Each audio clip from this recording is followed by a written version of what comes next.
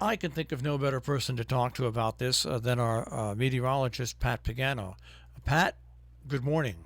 Good morning to you, Marshall. Thank you for calling in on the telephone. It has been, it's an old, it's we play a announcement on the air, Pat. That one thing about radio, local radio, is we're there even in storms, and we have backup power. We're on the air. There's absolutely no internet service, very little internet service throughout our area.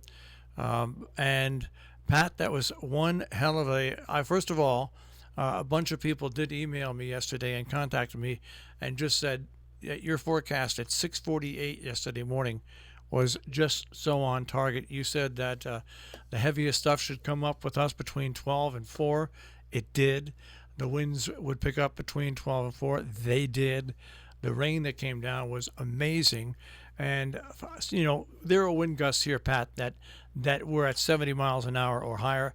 But I can tell you right now, everybody that I've spoken to has not seen 2.5 to 3 hours of sustained winds around 50 miles an hour, which is what happened in most locations up here yesterday.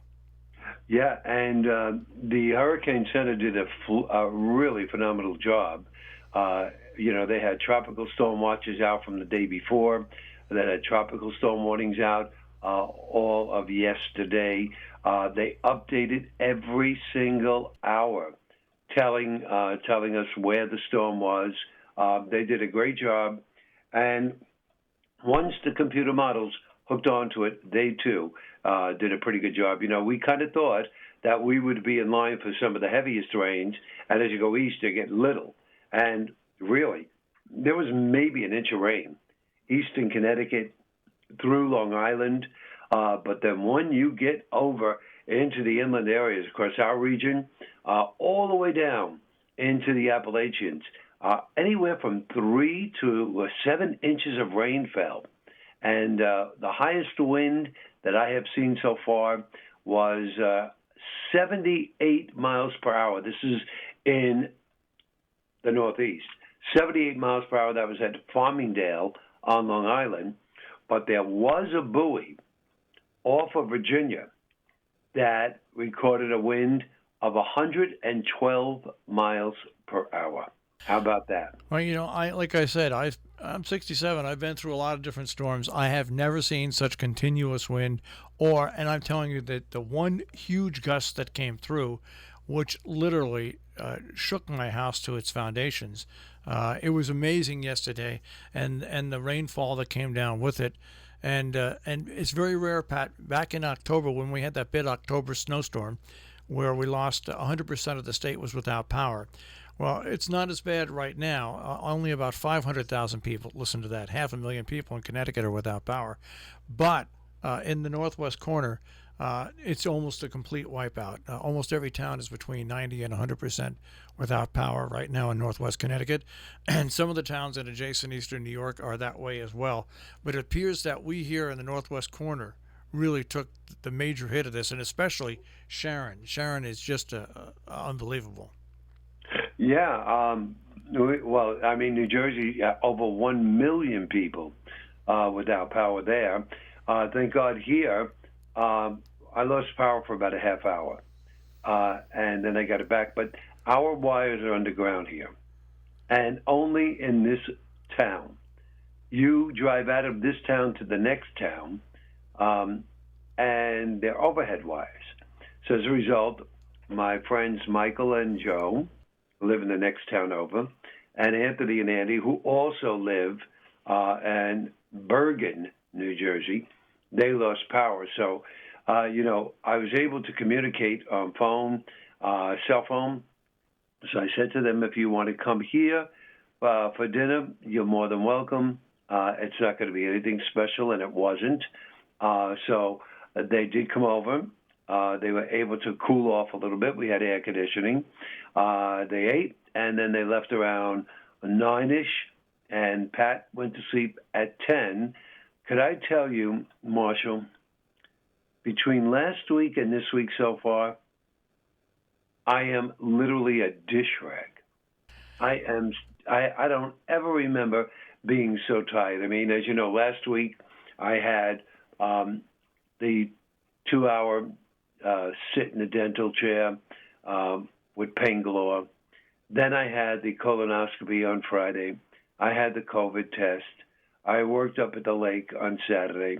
Sunday I came home, prepared for the storm Monday, worked my tail off yesterday, and then went to sleep late last night, got up this morning, and got everything arranged as far as the wind. And did you get any rainfall amounts from your area? I can only tell you that, I can't say that it's an accurate representation because the wind was blowing so fiercely. But my rain gauge wound up with about 5 inches of rain in it, but I don't believe we had 5 inches. I think we probably had more in the count of 3 inches, but the wind was literally Yeah, it was whipping all over the place. Yeah. Well, the National Weather Service, this is the reports I have from Connecticut, as far as Fairfield County, 68-mile-per-hour wind at Bridgeport. In Middlesex, 52 is the highest wind in Chester. In New Haven, 66 at Lighthouse Point. New London, 58 at Groton Airport. New Jersey, I'm not going to go county by county. The highest wind in New Jersey was at Newark Airport at 68. And the highest wind on Long Island, I think I already told you that, was on Long Island was 58, but in Queens, New York, Jackson Heights in the New York City area, 73 miles an hour. And let's see, in Westchester was 59 at White Plains Airport. Now, the rainfall, let's go to the rainfall for Connecticut. Here we go. In Fairfield, 1 inch. And that's New Jersey. New Jersey had 1 to 3 inches. Essex County, 1 to 3 inches. Hudson County, 1 inch. Passaic County, 3 to 4 inches. Where is the rest of Connecticut? Only an inch in New York area. Orange County, 1 to 3 inches. Putnam, 1 inch. Rockland, 1 to 3 inches. Westchester, 1 to 2 inches. And I don't have any reports from Connecticut. I wonder why. Because there's no way they can report them. There's no internet. So that was the summary, and I'll tell you, it's going to be a sunny, hot, humid day today. 90, clear tonight, mid-60s, partly cloudy. Thursday, mid-80s. We will have showers and thunderstorms around on Friday. More showers and storms in the middle 80s. And Saturday, some sun and humid with a shower and thunderstorm mid-80s. I think Sunday will be drier, still in the middle 80s with partly sunny skies. So good news is that system that's near Bermuda is a very, very weak low. And the Hurricane Center right now is only giving that a 10% chance of developing. However, and there is always a however, you know that. Yeah. I've been looking at the American GFS model, who, by the way, didn't do too bad. I thought they did fairly decent. And the American model, the GFS model, wants to try to develop something in the Gulf of Mexico. Of course, that doesn't affect us immediately, but wants to develop something actually way down south of Cuba, bring it into the Gulf of Mexico, and move it into the Gulf Coast by the end of the period. That's 15 days out. So so you're talking the 20th. By the 20th, they want to slam something into the Gulf states. So, we're headed to peak hurricane season. As my sister said to me last night, she said, "Oh, thank God that's over. What? Now I can breathe easy." I said, "No, you can't." I said, "We're not even in peak hurricane season." And it was quiet. I said, and just remember, Sandy was in October. Well, it's interesting listening to all those things. My rain gauge, we probably got somewhere between 2 and 3 inches. But like I said, Right. It was hard to tell because so much of the rain was horizontal, and I have an old-fashioned rain section that can be affected by the wind blowing it and stuff like that. And the only reason my rain gauge stood up for so long is because I had it screwed in. But even that, when I went out and checked it in the late in the afternoon, was on its side. So I mean, it was just wild here yesterday. And how hard is it to believe that one day we have a tornado that touches down, and the next day you have a tropical storm. And the tropical storm, I'll be honest with you, Was a hurricane. Far more devastating in this area. I mean, where the tornado touched down, yes, in certain areas it created devastation. But I mean, to have entire towns without power, the tropical, that's where people have to understand. A tornado is extremely violent in a limited area, but a tropical storm, like we just experienced, is violent throughout a whole area. Well, you have to remember that tornadoes are actually part of a tropical storm and hurricane.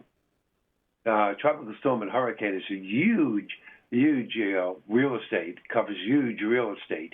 And within that storm are smaller storms called tornadoes. Well, we've got, it's funny, I've got us streaming live on our personal Facebook page, But it's, Pat, the old ways are the best ways. We run an announcement that why is radio so good, local radio? Because when everything else which relies on the internet is out, guess what? You've got your radio station. So. Yep. Thank goodness for that. Thank goodness that you're safe and hopefully everybody is safe, and that's the main thing. I mean, 2020 cannot be over soon enough. Well, the next thing there has to be locusts coming, I'm telling you. You're probably right. Well, Pat, keep up the good work, and once again, congratulations on your spot-on forecast yesterday morning. Well, thank you. Thank you so much, Marshall, and everybody be safe, and I'll see you tomorrow. All right, Pat, take care. Bye-bye. Pat Pagano this morning in the Weather Center with a check on our tri-state forecast here on Robin Hood Radio. Once again, my phone fell over because we're doing this the old-fashioned way, trying to broadcast the old-fashioned way. And right now we're approaching 7 o'clock. Robin, nice to see you watching live. Eleanor, thank you. Doug, thank you. Sue, nice for joining us. Carrie, thank you. We have a whole bunch of people joining us on Facebook Live on my personal page this morning. If you'd like to check in and speak to us, we're going to take a break for news right now. And then after the news, we'll be back with more of the Breakfast Club, a special edition of the Breakfast Club because it's a special kind of day. And we're going to take a break, get some world and national news from the BBC, some local news, and then be back with hour number 2. Kathy and Jim Hosier, nice to see you folks out there this morning watching us on Facebook Live on my personal page for this morning.